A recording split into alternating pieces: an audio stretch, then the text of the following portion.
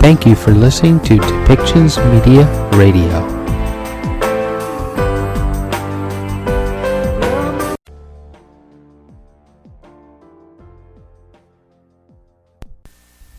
Welcome to Policy and Rights, the show about government policy and human rights.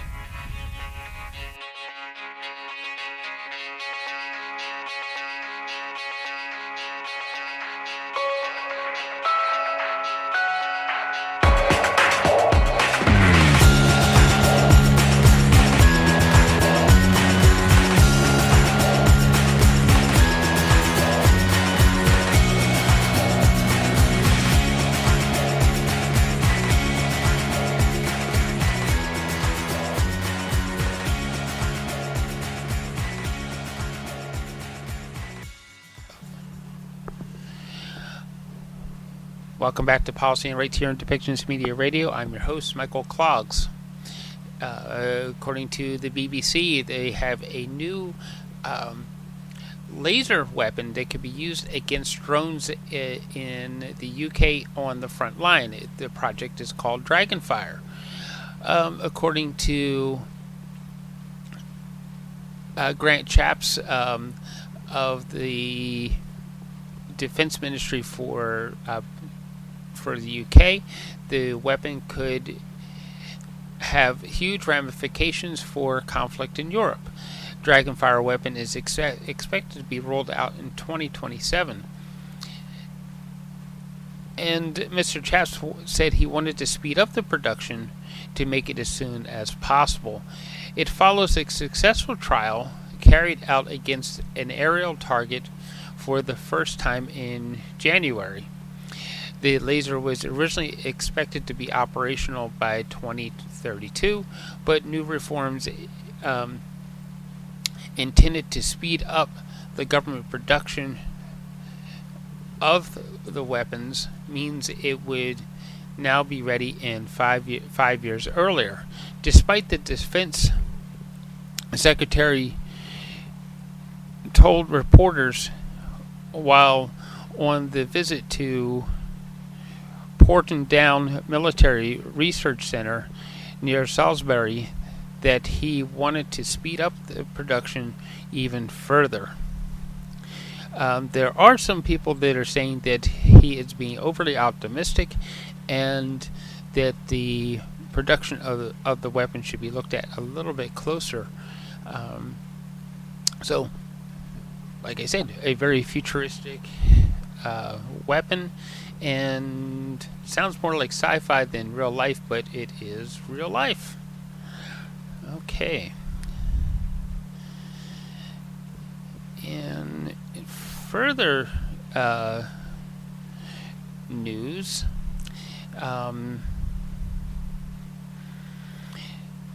as we know, Iran did attack Israel, and of course there is the expected response to such attack. And there is a bit of a response. This is going to sound a little jumbled, but just bear with me.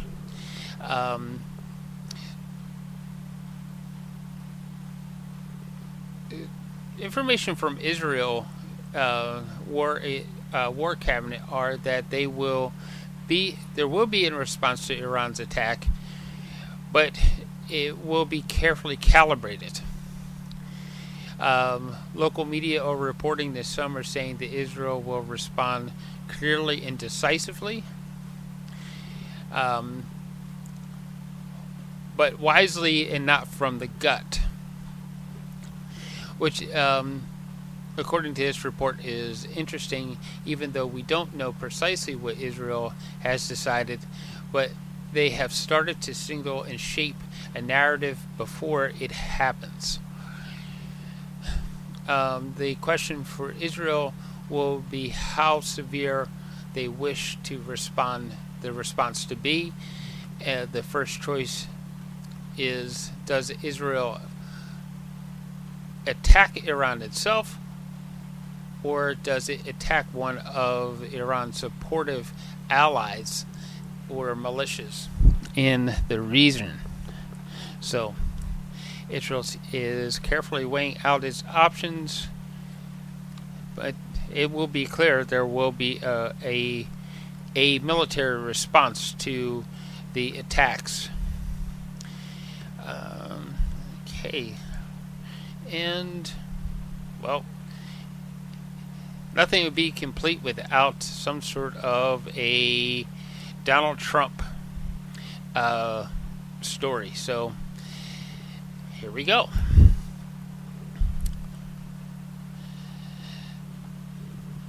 And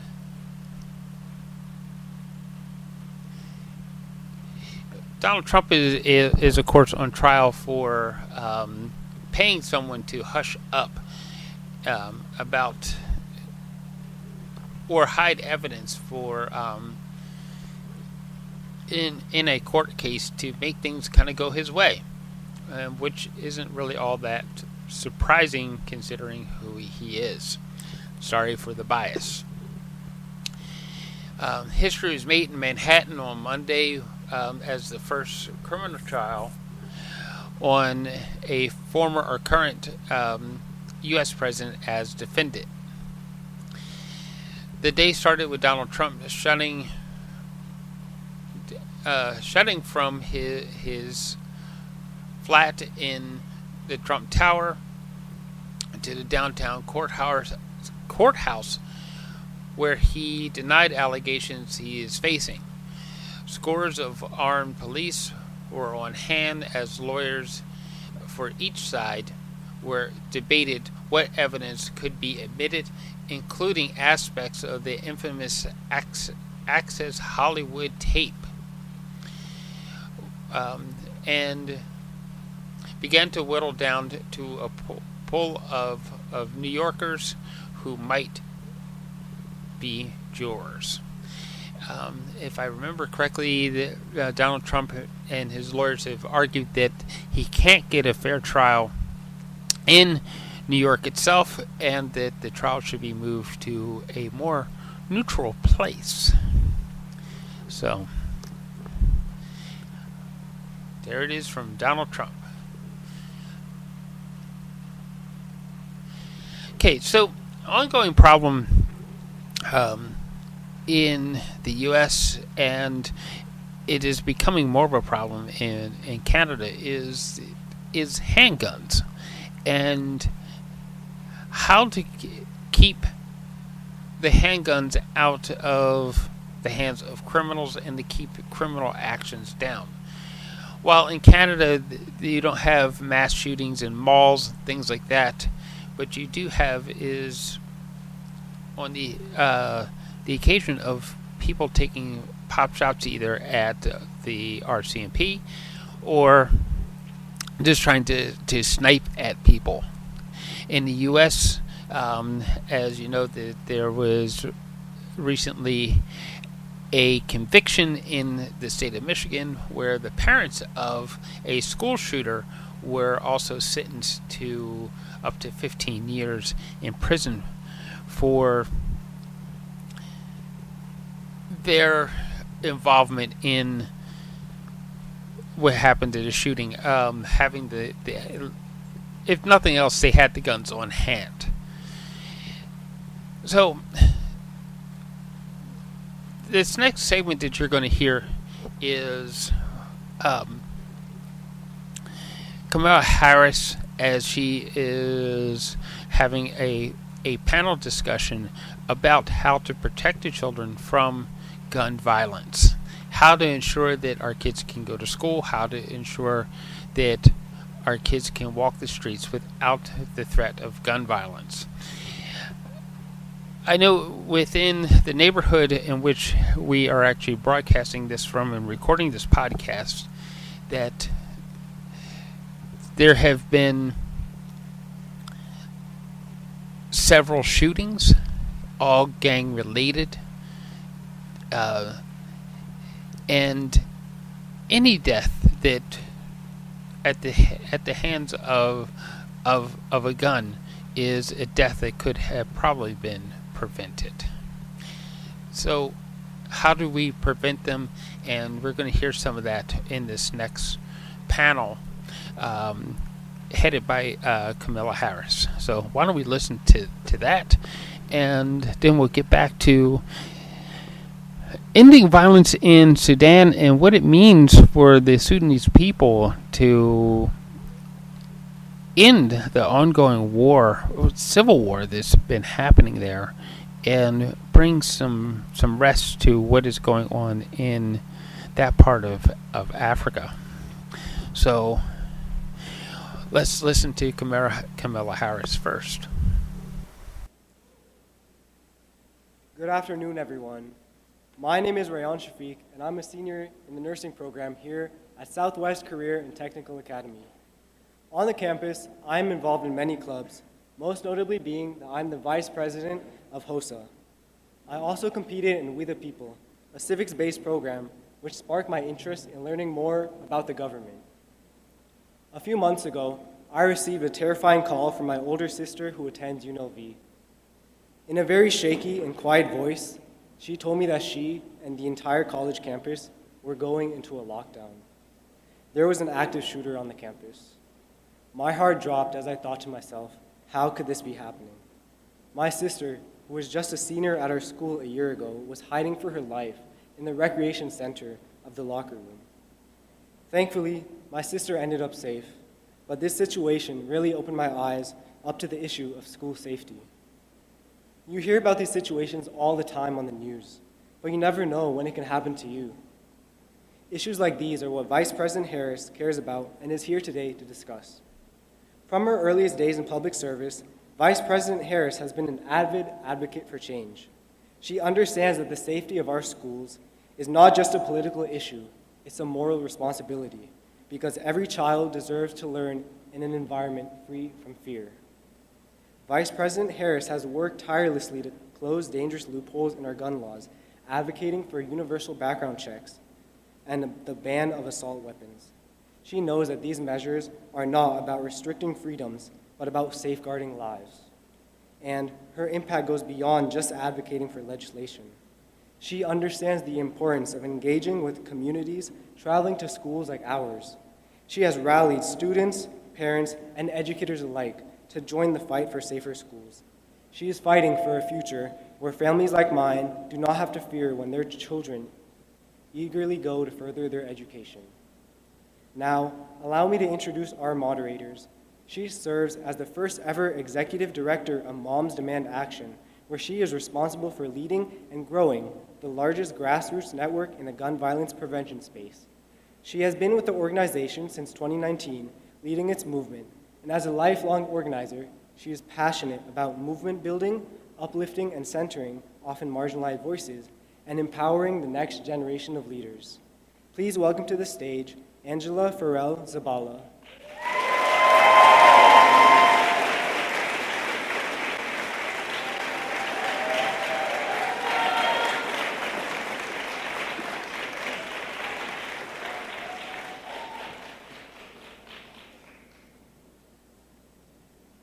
Now, our next moderator is a 17-year-old actress.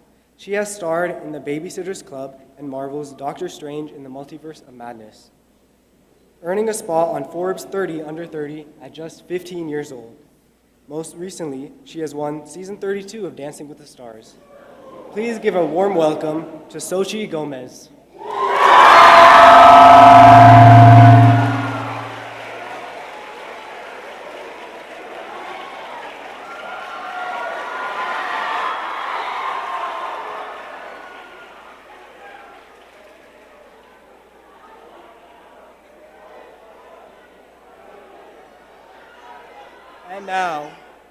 And now, it is my honor to introduce the first woman to be elected Vice President of the United States, Kamala Harris.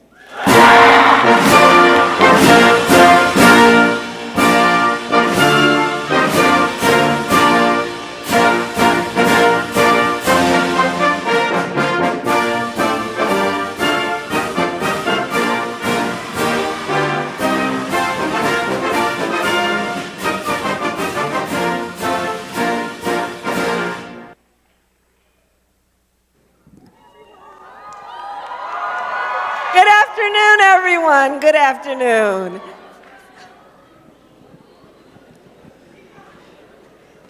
Hello, everybody.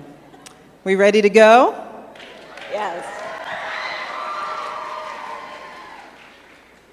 All right, let's get this started. So I first want to thank Attorney General Ford, who is here with us, and Representative Titus for joining us today. And thank you so much, Madam Vice President. So good to see you again. Thank you. Good to see you again. It's great to be back in Los Angeles. Yes. So I want to talk about the fact that you travel around this country connecting with communities and young leaders. And in fact, just this past fall, you did the Fight for Our Freedoms College Tour, where I hear you engaged with over 15,000 students on college campuses across the country on the most urgent issues before us, in particular the fight for our most fundamental freedoms. One freedom that you're focused on is the freedom to be safe from gun violence. And tragically, we know all too well how important this issue is because our communities have faced it firsthand right here in Nevada. You've been a leader on so many issues throughout your career, including this one, so it's no surprise that you were named to oversee the first ever White House Office of Gun Violence Prevention. That deserves claps. So my question is, what can we do to end this senseless violence that is harming our communities, and what is the administration doing to lead this issue? Thank you. And Angela, I want to thank you for your leadership, Moms Demand Action, the work that their Students Demand Action, just the whole group. For years, you all just show up and remind people of the real impact of gun violence in America on parents, on students, on children. And so I thank you for your leadership. Sochi, it's so good to see you again. And thank you for being here and being a part of this and using your voice in such a courageous way. And it is wonderful to be back in Nevada and here in Las Vegas. So thank you all for being here.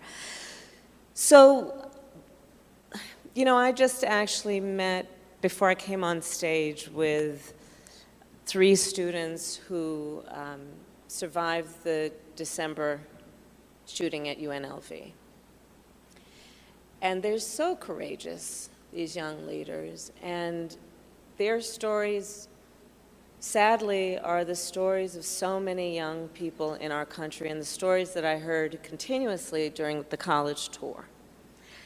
And their stories reflect a very tragic fact, which is that in America today, the #1 cause of death of our children, the #1 cause of death of the children of America is gun violence. Not car accidents, not some form of cancer, gun violence. Today in America, 1 in 5 people has a family member that was killed by gun violence. And you know, it doesn't have to be this way. It doesn't have to be this way. During the college tour, and it was universities, it was colleges, it was state colleges, it was trade schools, college-aged young leaders. And I would ask in every room that I went, I would ask, please raise your hand. I'd look at the students, the young people, please raise your hand if at any time between kindergarten and 12th grade you had to endure an active shooter drill. In fact, I'll ask the students right now, anybody who's here, if at any point between kindergarten and 12th grade did you have to endure an active shooter drill? I'd like the older adults and the press to look at what we're saying. The number of hands that go up.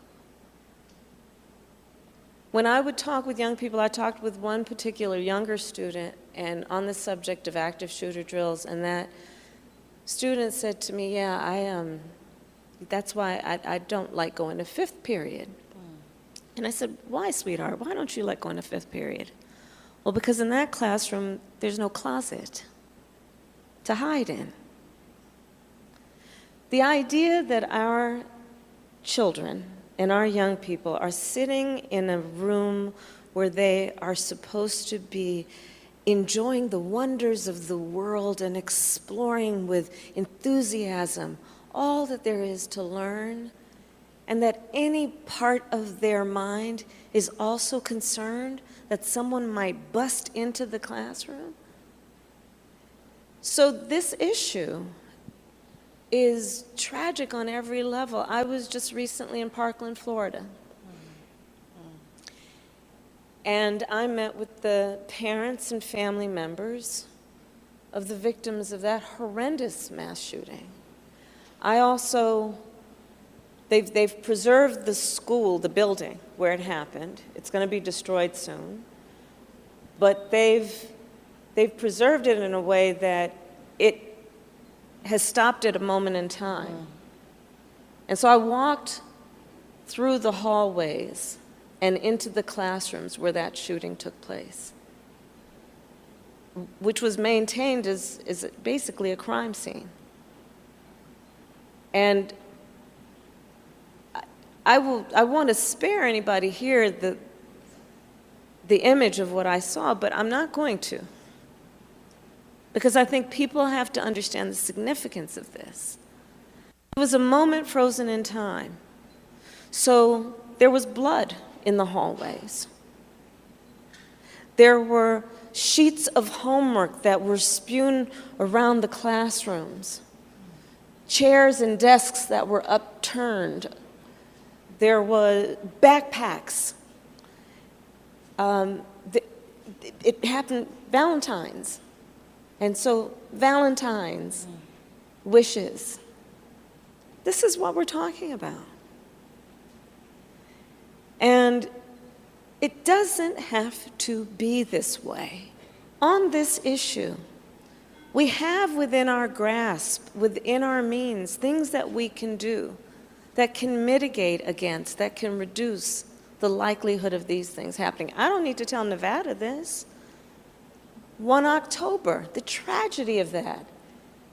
But thankfully, the leaders of Nevada, starting, I would say, with so many of our young leaders, Moms Demand Action and others, pushed for things like safe storage laws, saying we can put in place some smart rules to reduce the likelihood of gun violence. And let me just be clear. Part of what I think has bogged this situation down and has not allowed for the kind of smart policy that we know can happen is because people, some, are pushing a false choice, which suggests you're either in favor of the Second Amendment or you want to take everyone's guns away. I'm in favor of the Second Amendment, and I believe we need assault weapon bans. Right. We need background checks, universal background checks. We need red flag laws. But, you know, and then one of the things that I announced last week that we've been very proud to do, President Joe Biden and me and our administration, is to close the gun show loophole. Yes. So I was talking with my team about it, and I said, you know, I've been working on this thing for a long time. They said, what are you talking about? Well, they found the press clippings, because back in 2007, I know half this room was not born then. Back in 2007, when I was the elected DA of San Francisco, I was out at the place called the Cow Palace in San Francisco, protesting the gun show loopholes. And so many of us have been in this movement for a long time to close that loophole, which essentially is this. Gun dealers, registered gun dealers, are required to do background checks. That's right. But if a gun dealer is selling guns at let's call it a flea market or a gun show, they bypass the requirement to do background checks. And of course, where do you think the bad guys are going to go to get their guns? The place where nobody's going to check into their background, right? And so we have finally closed that loophole. And I say that to say also that those of us who are in this movement, we do see progress, and therefore we cannot give up. That's right. We absolutely see progress. Before I ask the next question, I just want to honor survivors that are amongst us and those that have been taken from us too soon. You are the heart and soul of this movement and why we get up and put one foot in front of the other and do this work every single day. So thank you so much. So Madam Vice President, one important solution for gun violence prevention that doesn't get enough credit or attention, which you spoke about, is secure firearms storage. So Nevada has passed a few secure storage measures into law over the past several years, which shows how communities and advocates and state and local leaders can prevent a tragedy that can strike when guns are not properly stored.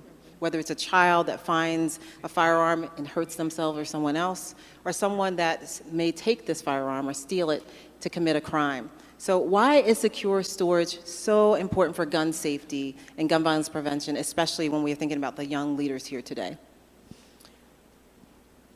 Secure storage is exactly what it suggests. It's about the responsibility that any gun owner should feel and have to secure that gun so that children, young people, those who don't have the authority to use the gun don't have access to it. It's just that basic. Put it in a lockbox. Because especially if a young person is just curious or, wants to, play with a gun, let's not make it too easy to get. That's right. And that's what secure storage is about. The numbers that I have seen suggest that as many as 75% of school shootings resulted from a gun that was not secured. Tragically, as many as 80% of youth suicide is a gun that was not secured. So I, again, applaud the leaders of Nevada for saying, hey, I'm not saying I'm going to take your gun, just you got a gun, lock it up. That's right. And also, secure storage includes keeping ammunition separate from the gun.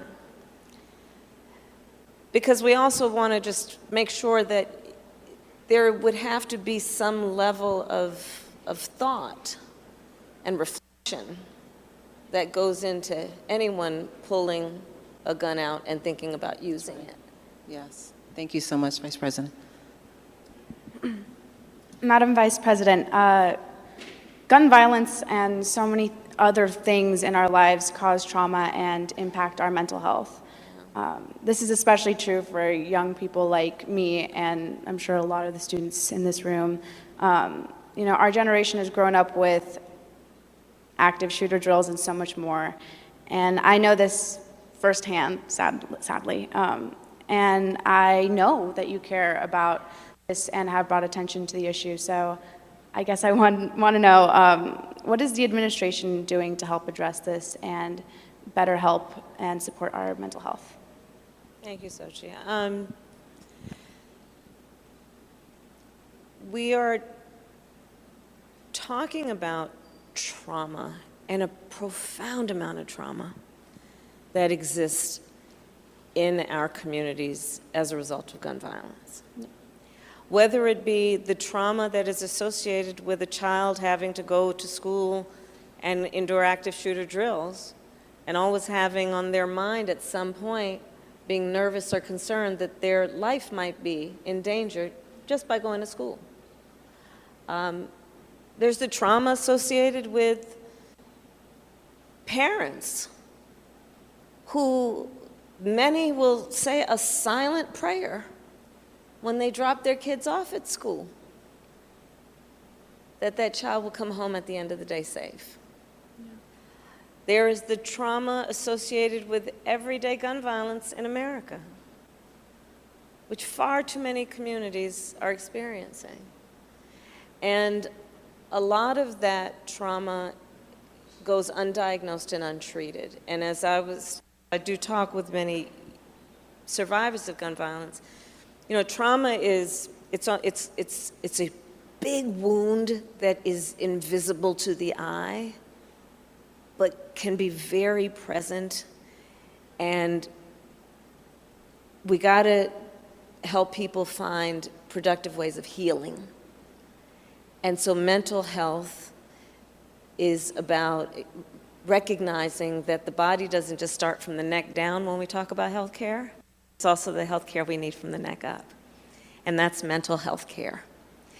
And so the work that we've been doing as an administration is to deal with this on a number of levels. And one is that in our Bipartisan Safe Communities Act that we got passed, the first meaningful gun safety legislation in 30 years that President Biden and I are proud that we could get passed with bipartisan support, which That is so deserves the important. applause. Yeah. And so part of what we did there is we put $1 billion into getting resources to public and schools, to public schools, to hire mental health counselors in public schools. But to the point of even just talking with the young leaders that I just spoke with from UNLV, we still have so much more work to do to make sure that mental health services are available to meet the demand. One of the things I love about Gen Z, and I love many things about Gen Z, your generation is willing to talk about mental health and the need for support. You know, older generations still kind of had a stigma about it. Younger generations are so much smarter on this subject, which is they want to talk about it. But when they talk about it, we, those of us who are in a position to do something about it, got to make sure the resources are there for them. And so there's still a lot more work to be done, but it makes a difference because it is about healing. It's about creating safe spaces where people can talk about their fears and not feel that they're being judged. And that's very important. Everyone, I believe, has a right to feel and be safe. And there are many ways we will get there. And one of them is to make sure people have the support they need to deal with the emotional impact of this. Yeah. That's, yeah. Yes, claps. Madam Vice President, you are an inspiration. You know, personally, I'm sure, like a lot of us here in this room, I look up to you. You know, this room is full of passionate young leaders, and you have called on us to take charge. So I guess we'd like to know, what advice would you like to leave us with today? Oh, I got plenty of advice. How much time do you have? Let's hear it. Well, let me start with a challenge that I would issue, and I started it during the college tour. But for all the young leaders here who are thinking about your life and your role of leadership as you go on in life, I'm going to challenge you to consider a profession in the mental health professions, of which there are many. But do think about that, because one of the most effective ways that we offer mental health is to do it based on peer support, which is people who have gone through something are usually best equipped to help people who are going through that thing. And so I would challenge you that. Okay, so let's see, let me start with this. Never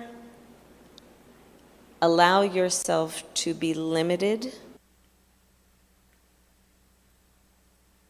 People's limited ability to imagine who can do what. Do you understand what I'm saying? I see everybody nodding over there. You know what I'm saying. Don't ever A few life listen to secrets. people who look at you If and you say, wait for the you're perfect too time to do young. something, you'll never do it. Nobody like you has ever done that before. If you wait Wait for your turn. all of your friends to say, hey, that's It's a great gonna be idea, so much before you work. start. Don't you listen to that. Don't you ever listen to that. I like to say, I eat no for breakfast. I don't hear no until maybe it's spoken the 10th time. I'm going to use that now. Oh, I eat no for use breakfast. Remember your power right now. You know, there's something that's been happening in our country over the last several years that I think is so unfortunate and very upside down, which is that some would suggest that the measure of your strength is based on who you beat down, instead of understanding the true measure of an individual's strength, I believe, is based on who you lift up. Right? Truly. And If you ever question your strength as an individual, see what happens when you help someone, just one person, with anything, and what that does for them. That's your strength. And it's a superpower.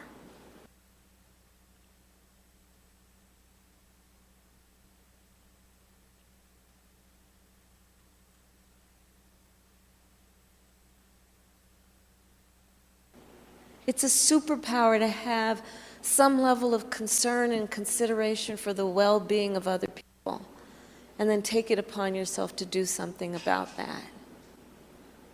More advice. Okay, yes. Don't you ever let anybody tell you who you are. You tell them who you are. That's right.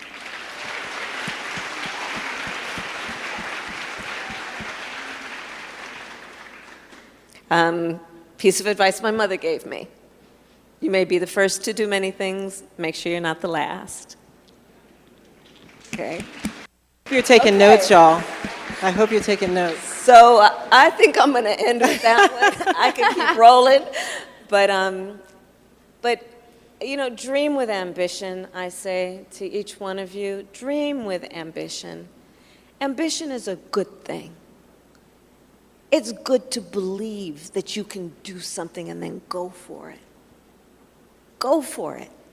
And know that you will have a community of people. Sometimes you don't see them, but you got to know it, that will applaud you as you go out there and go for it.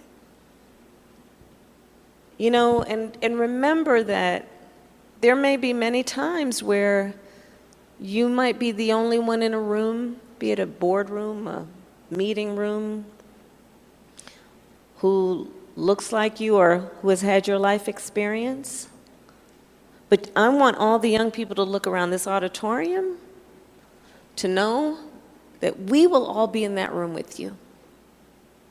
So never feel alone in a way that allows a circumstance to make you feel small.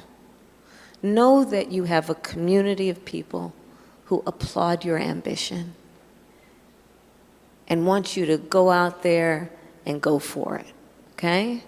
Always remember that. Because our country will be the better for all that you guys do. So there we go. That's it. Enough for that. I appreciate you, Madam Vice President.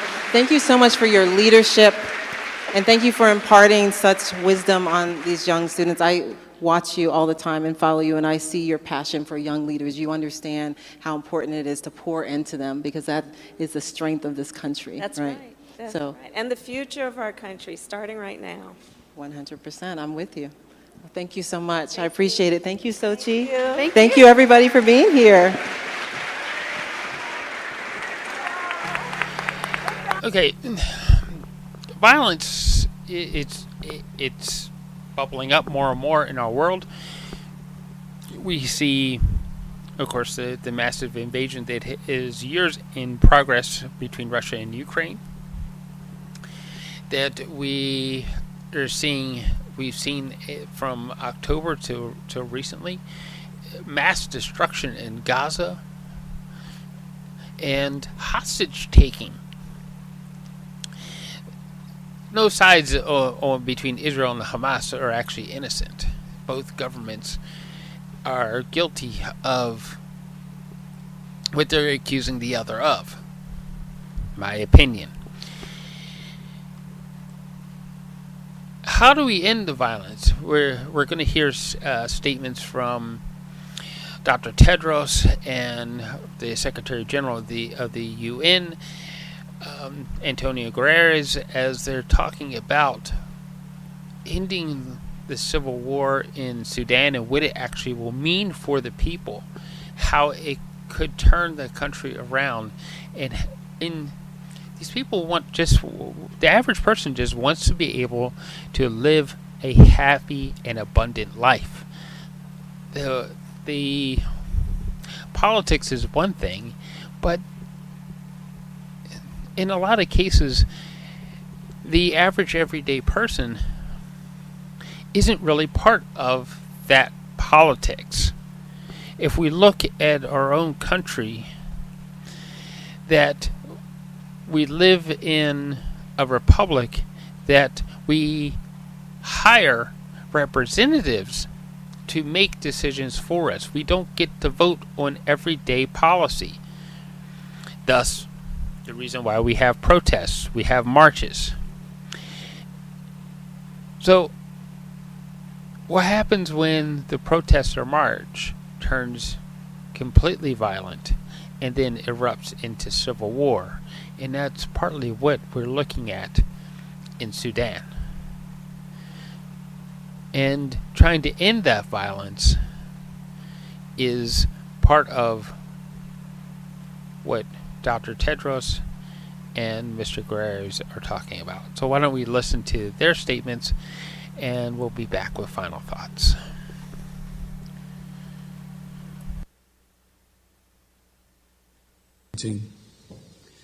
You have heard today about the catastrophic deaths, displacement, destruction, and hunger in Sudan. And yet, the scale of this catastrophe far outstrips the international community's attention, the attention it deserves. And it makes me so sad, and it's personal for me, because I have been all my life close to Sudan. But not only that, because I am from that restive region. The sum of all of this is a profound health crisis, a crisis that could reverberate for generations. At least 15,000 people have been killed in the fighting and almost 30,000 injured, and more are dying from disease and malnutrition. Almost 15 million people need health assistance. Acute and chronic malnutrition are rampant. The health system is under attack. Officially, WHO has verified 62 attacks on healthcare, but this is just the tip of the iceberg because there is underreporting. Today, 70% of health facilities are not working in hard-to-reach areas. In many areas, pregnant women and newborn babies receive no care, no vaccinations for children, no medication for patients with cancer, diabetes, or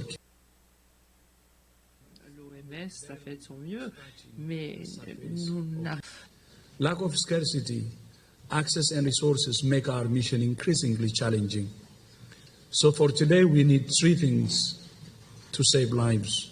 First, we need access across borders and humanitarian corridors. Access, especially through the Adre crossing with Chad, is vital.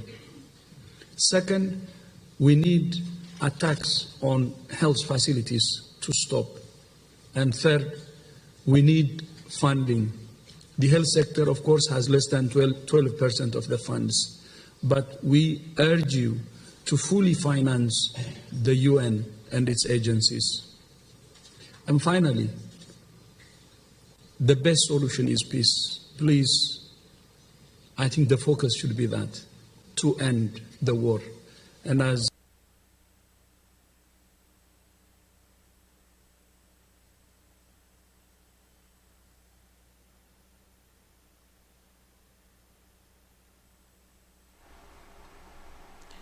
Excellencies, ladies and gentlemen, I thank France, Germany, and the European Union for organizing this vital conference.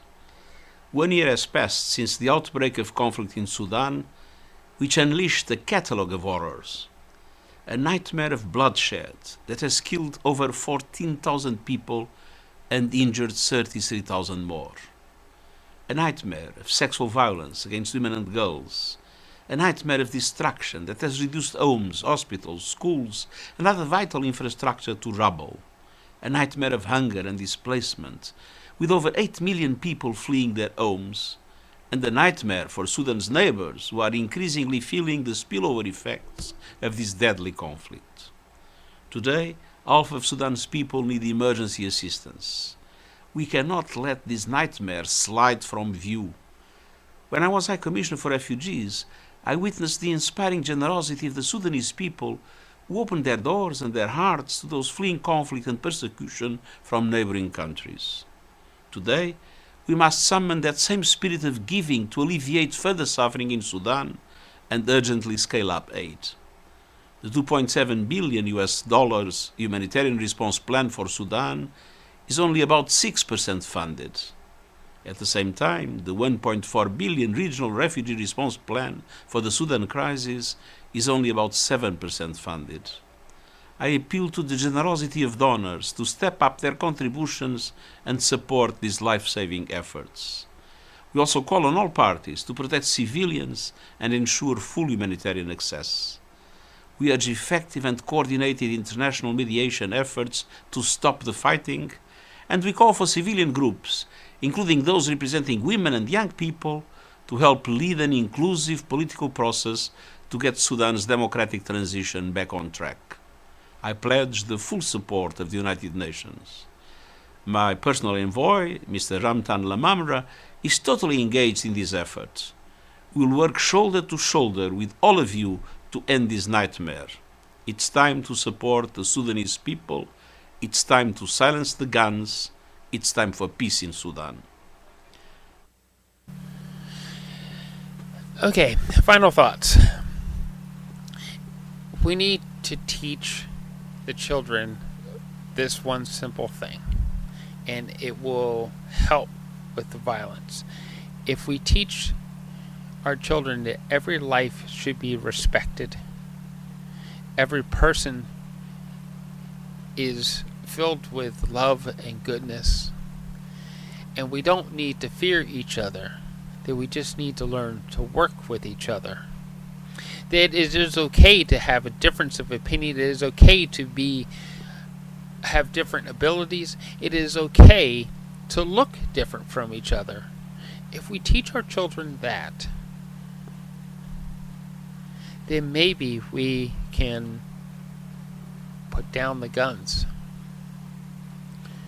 Maybe we can end some of the violence and be able to end some of the wars that are burning in our world right now. Thank you for listening to Policy and Rights here on Depictions Media Radio. I've been your host. Please follow so that you can hear more of our updates, more of how we're trying to change ourselves so that we can change the world.